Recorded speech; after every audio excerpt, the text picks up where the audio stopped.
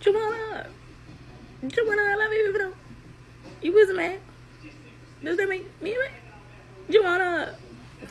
So y'all, hey, we're going. I know y'all tired of saying me in this bonnet, but y'all gonna get this bonnet, okay?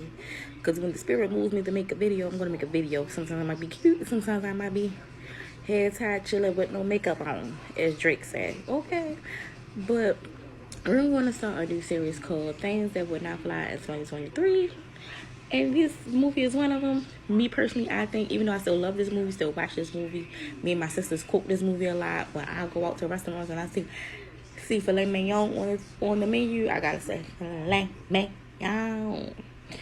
How do you like it? How do you like it? Filet mignon. But the reason why I say this movie would not fly, this movie wouldn't fly in 2023, is because you have a black man. Now, this is not the reason, though, because we do have a lot of black men from Vine, Instagram, TikTok, things like that, that dress up as women for comedic effect and things like that. We get it. Tyler Perry has made a name for himself doing it because he has been Medea came out when I was in middle school. I'm a grown woman now, so this is like 2 decades in a Medea, right? So we get that part. That's not the part that's shocking. The part that will be shocking and maybe offensive to people now, rather than when it was made in the early 2000s, is because, okay, you have a black man dressing up as a black woman to go to play basketball. His reasoning wasn't to be offensive or to be a creep, but it's gonna, in today's world and sensitivity, it would have been a whole Me Too movement behind that, because you are posing up as a woman playing basketball, and you have to be in the locker room with these ladies. You done seen them get undressed and some more stuff, and it's like immediately jail. Immediately you see them booty and gooch and nipples. Immediately jail. Immediately no. Like, what is we doing here?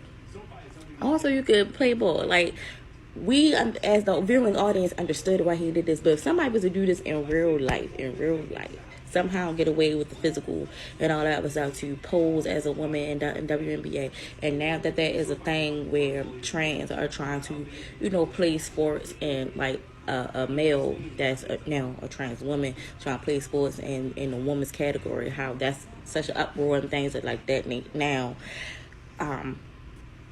Yeah, this movie would cause concern if it was made today because of all the things that take place in the real world. Nonetheless, I still think the movie is funny. I don't think they made it in the intent of clowning the trans community or being offensive to the LGBTQ community. Please let me know what y'all think below in that regards. Do you think it was definitely intended to be funny and making fun of the community? I'm not a part of that community, but enlighten me, help me understand. But I definitely do peep game that it would not have flew now in 2023 versus back then. If y'all don't know who this is, it's Miguel Nunez. He's played in The Thin Line Between Love and Hate. He was the chicken fixins guy and with Martin Lawrence, and then he was also in Life as a Biscuit. You was scared, huh? Don't be scared. He was in Bernie Mac's main in the prison in Life with Martin Lawrence and Eddie Murphy. If y'all don't know who that is, my favorite character on this movie right here was Tommy Davidson's character. Oh gosh, it's escaping me. What was his name? Puff Smoky Smoke. Puff Smoky. Like I said, I always gotta say filet mignon, like him, and how he be like, no you can't, can I get a little kiss? No you can't get no little kiss. No you can't get no little kiss. No you can't come in my house for your fake out headache. No you can't sleep on my couch. No you can't check for burglars. Like, he was giving the game. He was giving the game of all the things men will say to find a reason to come up on your house. No you can't use my bathroom. No, none of that. Like, he was giving the game early. You know what I just realized too in this movie that I didn't know before? Unlike Mike, they actually had the real NBA stadiums and the real NBA logos and teams playing.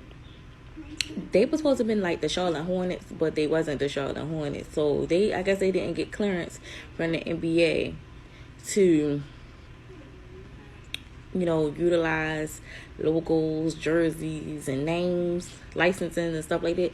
So, which is crazy to me. Like, I feel like they probably had a big budget for this film where they should have been able to use that, because you had Little Kim Wayans, who is a part of the phenomenal Wayans family, Tommy Davis, Vivica Fox. Like, these not no little names. These were big names in the 90s and 2000s.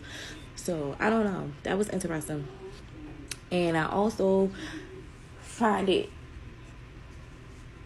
interesting that, oh gosh, y'all, I keep losing my train of thought. But yeah, it was something else about his. Oh, you know what else I found interesting? Juwanna.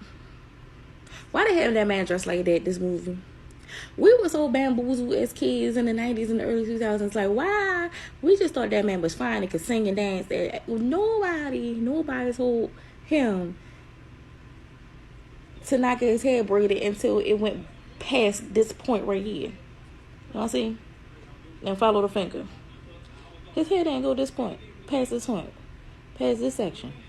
Why we let him do that? And we were just up in arms about him. Oh, Juwanna in those jeans. Because this movie and the album came out like a few months apart. And those jeans, stingy, all that.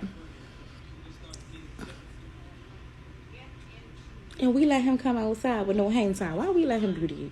And why y'all let him come out with the I didn't like how they had him dressed.